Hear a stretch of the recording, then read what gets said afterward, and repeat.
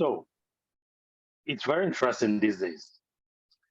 Do you know, at least for me, I don't think I can remember any time in the history of Nigerian politics that choosing a vice presidential candidate has been this interesting, right? This controversial, whatever adjective you want to use.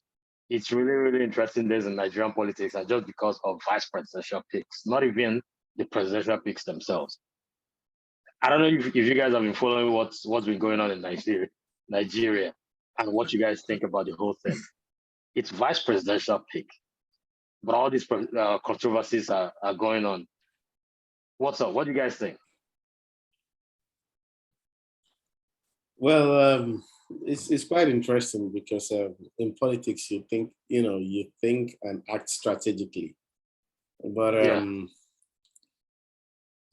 I think it's more of strategy than strategy. I think it can be explained through the lens of strategy, in my view, and of course I can share my thoughts further. Yeah. So, yeah, go on, Ibrahim. I'm thinking that the reason why people have so much interest right now in the elections is because of, yes, one man, but I'm thinking that one man is President Muhammad Buhari. Do you understand that Buhari has messed up so much, so monumentally, that people have seen that elections have consequences? That if they are to live in peace and harmony, if they are to live in a country that is going somewhere that is going to secure their lives, that they have to take interest in choosing the people that lead them for any number of time, for any amount of time, whether it's Absolutely. 4 years or 8 years. So Buhari has messed up so much that even people that traditionally wouldn't have been involved or interested in politics have thrown in their hearts into the ring to become, supporters of one candidate or the other, to come out and speak with their full chest, to say that this is the person I'm going to follow or not. So it's really, really interesting. But with the presidential picks and the vice presidential picks.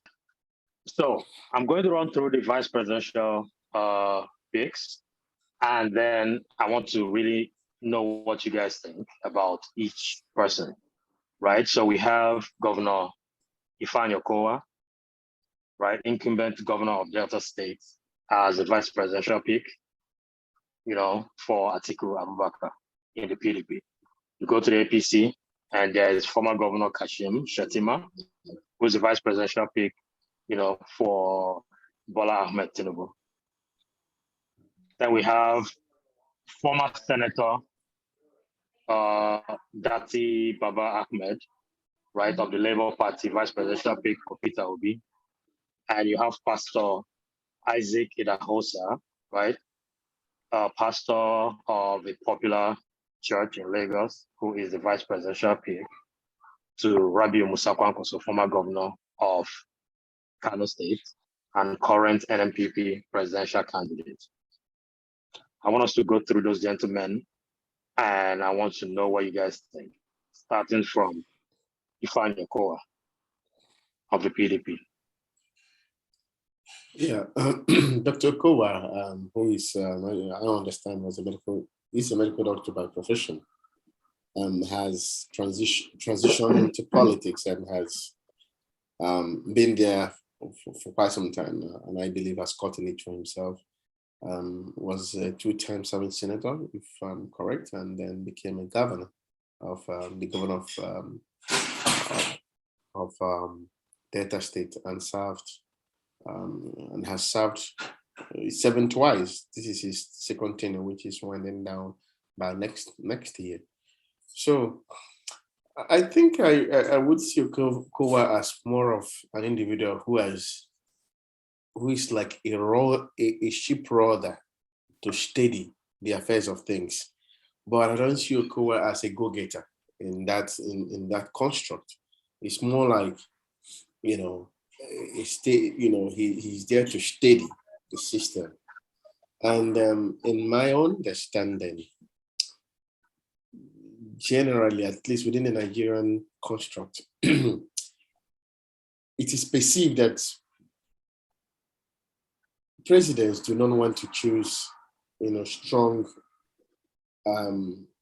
vice presidents.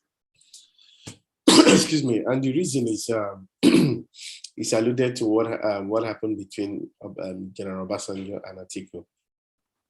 So I want to focus on this on the discourse, which is the vice presidential pick, and I don't want to digress by comparing and contrasting why he is better. But in my view, Kowa, doesn't, in my opinion, come across like that he has a lot of political ingenuity. But I think he's a successful politician. But I don't think he brings that sort of ingenuity or forcefulness or that element that you would want to look out for.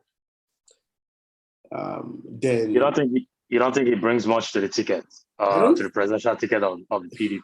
I don't think. I think partly what he brings is the sentiment of being someone from semi-southeast, eastern part of Nigeria. So because when it suits them, they characterize themselves as Easterners or Southeasterners. When it doesn't, they go the other way. They go to the Niger Delta, they South. Go to the Niger Delta. So it's all political, let's be honest about it. So in my view, Kowa doesn't bring, much political gravitas into the system. He's not one of those sagacious politicians. So I think it's important. But also, I would imagine we want to, I don't know if we have exhausted our views on the PDP vice presidential pick. It will be interesting to see, what is on offer for other ones that have been mentioned. Exactly. That's a good segue to talk about Senator Shettima. Lomzi, you weren't here during the week. I called the Emperor and we spoke about Senator Shettima a bit.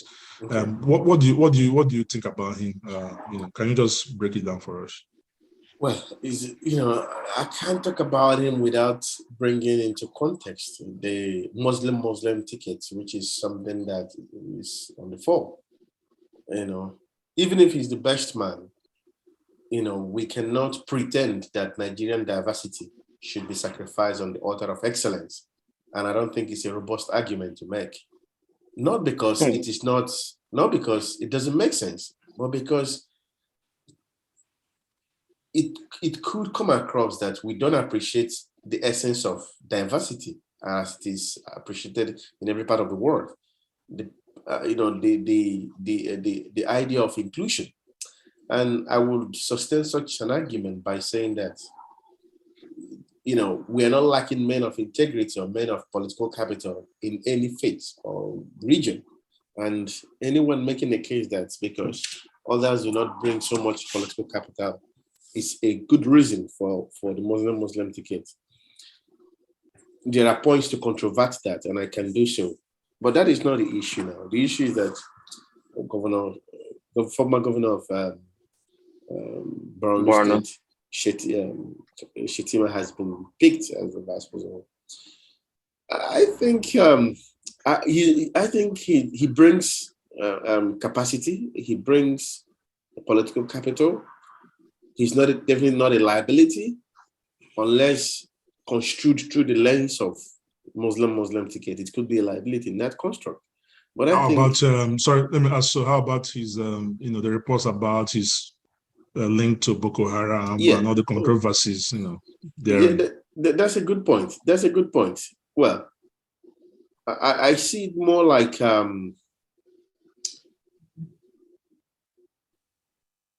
blot or in his escutcheon. You could also see it as a liability, but I think it undermines it undermines the camp, the Tinubu camp, by using someone who has a baggage, and Tinubu also having a baggage. But are those things proven? Because I heard about those allegations. Are they proven that he was or he is a They are not. sympathizer? They are not, and that was why we didn't, talk about them much during the, during the week, right?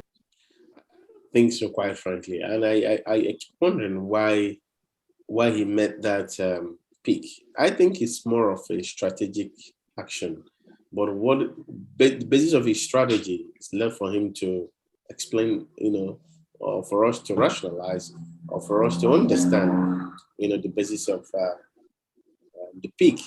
Because he brings it because he served as a senator. He's two-time governor, so he has political clout and he brings some political capital. But how that reflects strategically to Tinubu's political aspirations, and how that lends credence to it is something that many people are struggling to comprehend fully. Okay, guys. So, Ebi, do you have anything you want to say about, Senator Shettima in light of being the VP pick? Then we can go down to useful Baba Ahmed. The useful people. Yeah. About Kashim Shettima. I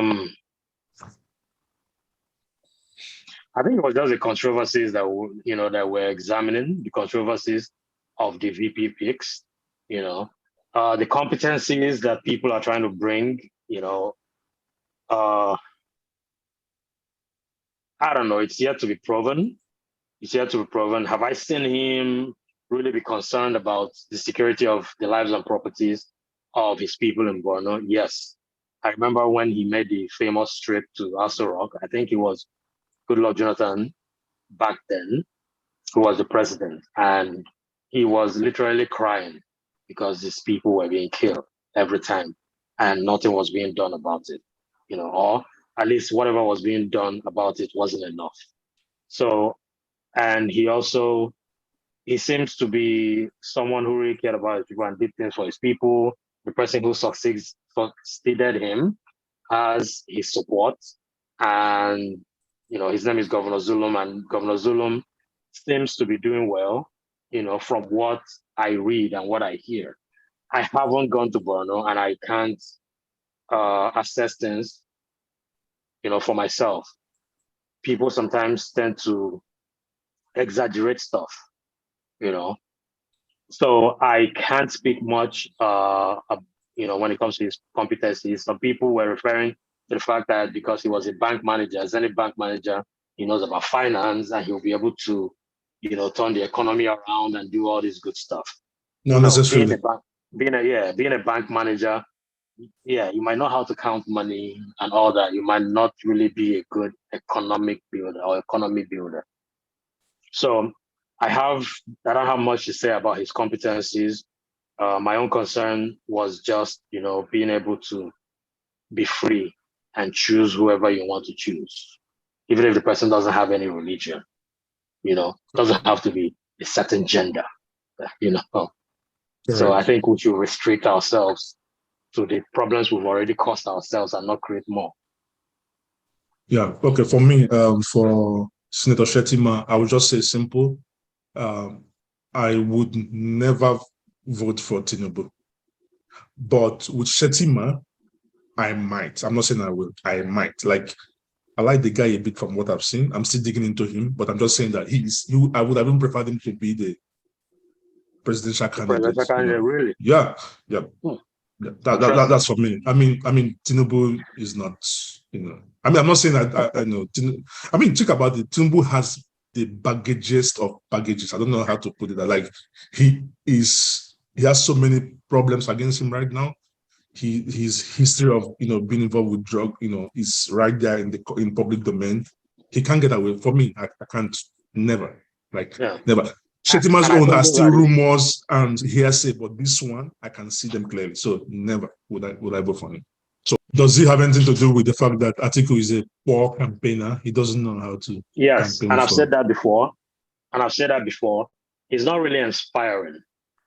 He's not. He has the aura. If you look at him, he has a stature, right? He has the money. in this part of the world, there's a way someone has to look presidential, and he does. He looks presidential. You mean when you wear abada, a white when he abada wears like the this? abada, he walks around. It doesn't even Yeah. have to be. It doesn't even have to be abada. I've seen him in other clothes. He actually looks presidential. His demeanor, body language, the way he talks to people. But generally, he's not inspired. Yeah. He won't be able to convince people who are on the fence to vote for him.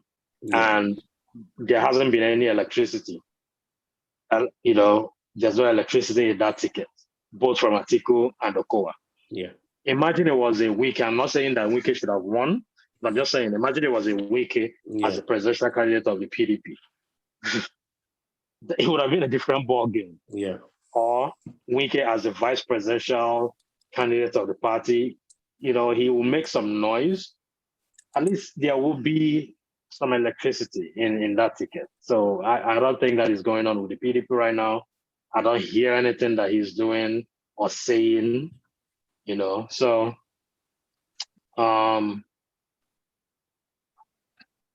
yeah, that's just I agree my with views you. about the whole thing. I agree with you. I think I just think that he doesn't look inspired really, and it's about this entitlement thinking. I can, my money will work for me, but as you can see today, Obismol is not even working for Nigerians. Well, but that may not be the right expression. But Nigerians are donating their own money and resources. When people see that you're inspiring and that you're out there, they will rally around you. And that's what it is. Exactly. Yeah, that's what it is. He doesn't have those, elements that we are looking for, especially at this time. And I, to some extent, do concur with you regarding the presidential election being between APC and Labour Party. Yeah, PDP because of their structure. Yeah. Guys, let's reconvene another time. For now, let's adjourn the meeting.